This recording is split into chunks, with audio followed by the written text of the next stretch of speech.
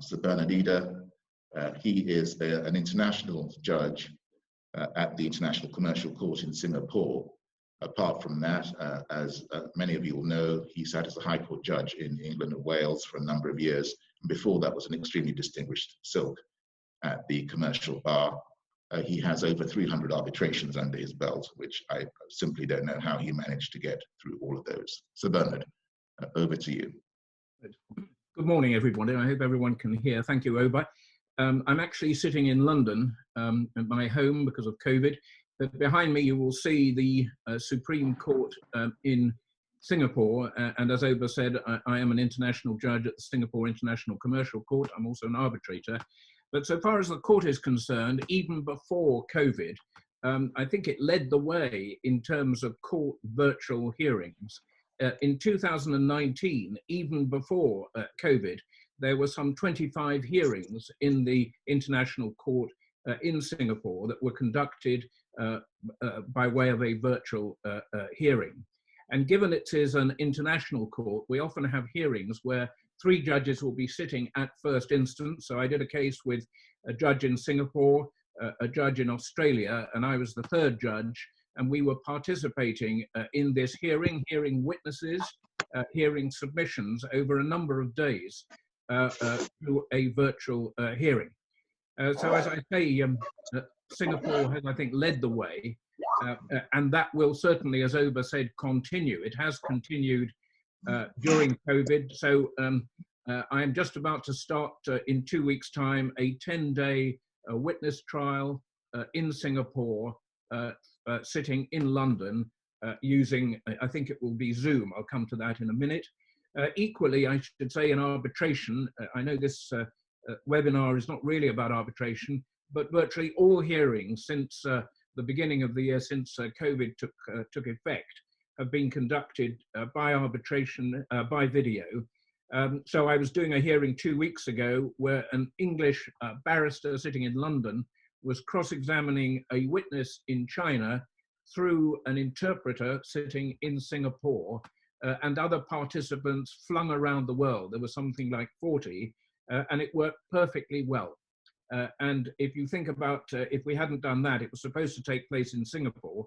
If we'd all had to go to Singapore, the additional time and expense would have been very much greater. So that is the background. There are practical difficulties so far as virtual hearings are concerned. So for example, time zones and different witnesses may be in different places, and one has to bear that in mind. But there are a number of matters that I would like to emphasize right at the beginning. The first is legality. A number of 2 main questions arise so far as the legality, the international law position with regard to sittings by way of a virtual hearing. The first is the position of the judge.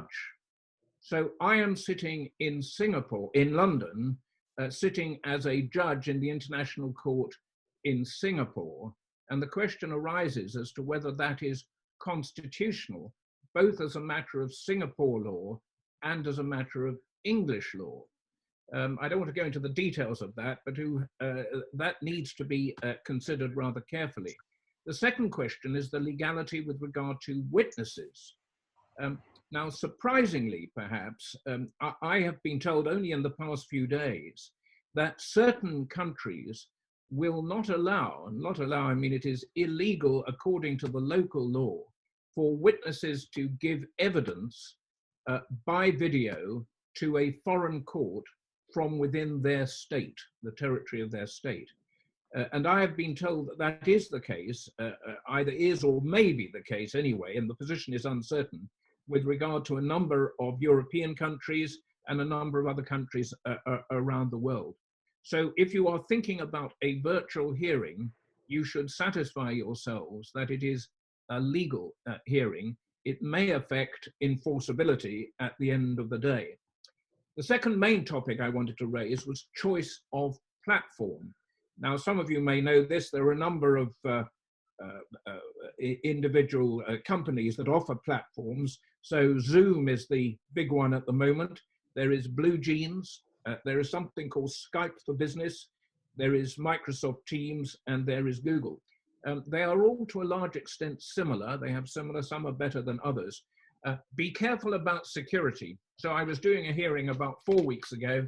In the middle of the hearing, it was a blue jeans hearing, a lady appeared on screen in the middle of a witness giving evidence and said, "Hello."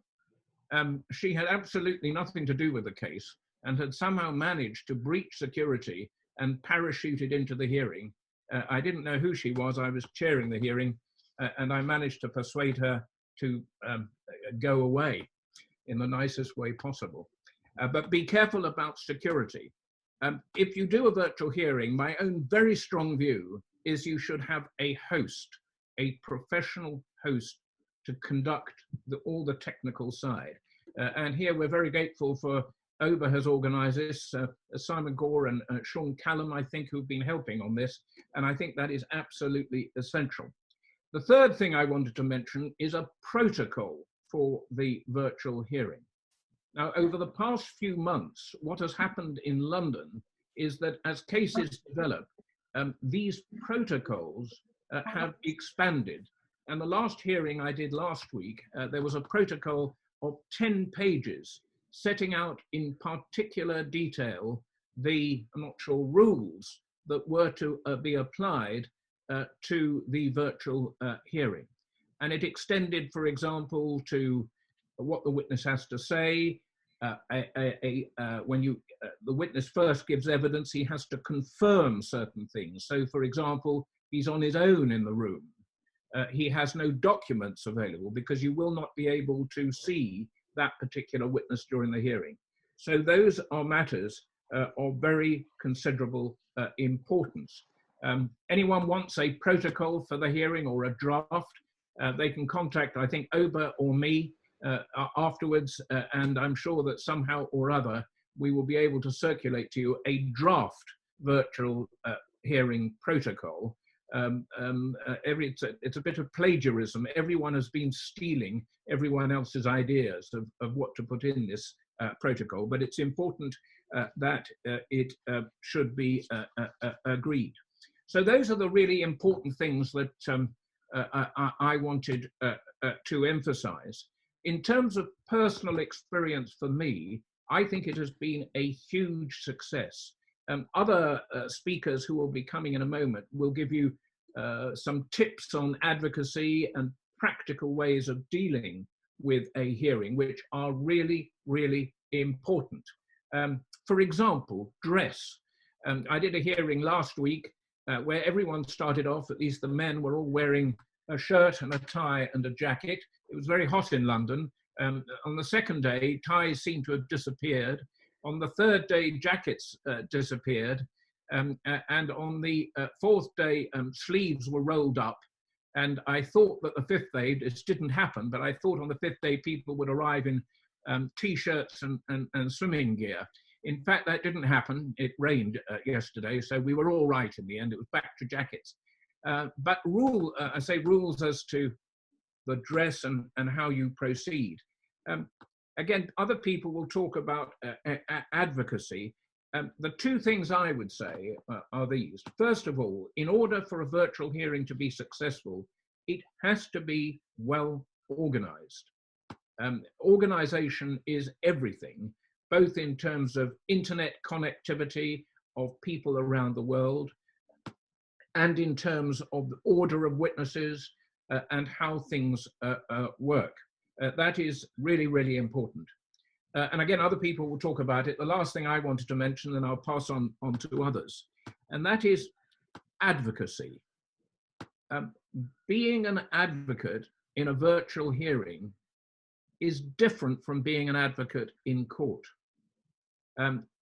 Other people will speak about this, but it is tremendously important, and different people have different ways of dealing with this. Referring to documents, for example, in the course of a hearing is very, very difficult. So, for example, I received yesterday for my case in the SICC, in the International Commercial Court in Singapore, which is starting in 2 weeks' time. I hope you will see this USB. On that USB is a full electronic hearing bundle. I say hearing bundle there are something like 50,000 documents on this USB. They have all been page numbered and sorted. And as we will go through the hearing, the organizer of the virtual hearing will be able to put up on screen the documents on this USB. But organization is absolutely everything. And that's why certainly in Singapore, it is unbelievably efficient. And if the hearing is not efficiently conducted, problems will occur. In terms of advocacy, the one thing I have found, and I'll leave it for other speakers and I'll end on this note, and that is my own experience, is that advocacy is much shorter. It is difficult to be a long, boring, inefficient advocate in a virtual hearing. So in a way, I think virtual hearings will make things cheaper. People won't have to fly around the world. It'll make things faster. You can have hearings virtually within a very short notice. You can have a hearing just this evening. It doesn't mean that people have to travel in order to come to a hearing. So I am very much a strong advocate in favor of virtual hearings, provided, of course, they are dealt with efficiently. And with that word, I pass on back to Oba. Thank you very much. Thank you very much, Sir Bernard. Thank you very much for that. Then maybe time for one more question, which I'm going to ask the judges to answer. How do you read the room when you're having a virtual hearing or remote hearing? Because of course you don't have the same 360 view as you do in a live hearing. So how do you read the room? How do you read reactions? Bernard, what do you think about that? Well, how do you read the room? Well, you say read the room. I think it's much more important for the advocate to read the judge than for the judge to read the room. And I think that is a problem. But widening the question, if I may, I do think I'm very much in favor of remote hearings. But I think certainly at the appellate level, but even at first instance, I think there is a real problem in terms of conducting the hearing, particularly when you get to submissions. Certainly when I get to submissions, I'm quite an interactive judge. I will have read the submissions, any final written submissions, and I would like to press counsel on certain points. And that is quite difficult, I think, to do in a remote hearing. There is a much greater tendency, simply because of the technology, to let counsel argue the case without interruption. Whereas certainly when I used to be counsel in the Court of Appeal in England, you would often have 3 judges, I'm not sure shouting at you, but pressing you for answers. And I think that is quite difficult to do. So when you say read the room, I think that is one of the big problems. Yes. Yes. There's less interaction in a remote hearing. And I think that is the one big disadvantage of a remote hearing. Yes. And more difficult to establish a relationship, either with the judge or with a witness. But I think anyone, can I just interrupt you, Oba? For example, anyone who saw the Brexit hearing in the Supreme Court, where you have, I think, 9 judges or 11 judges and counsel on their feet, it was like a seminar where the different judges would be shooting questions at counsel and in asking or needing a reply. Now, that in a remote hearing is very, very difficult to do properly. Yes. Because people will overspeak and there is a little time lag, as Anna said. Yes. And I think that is the real problem in terms of reading the room. Thank you very much, Bernard.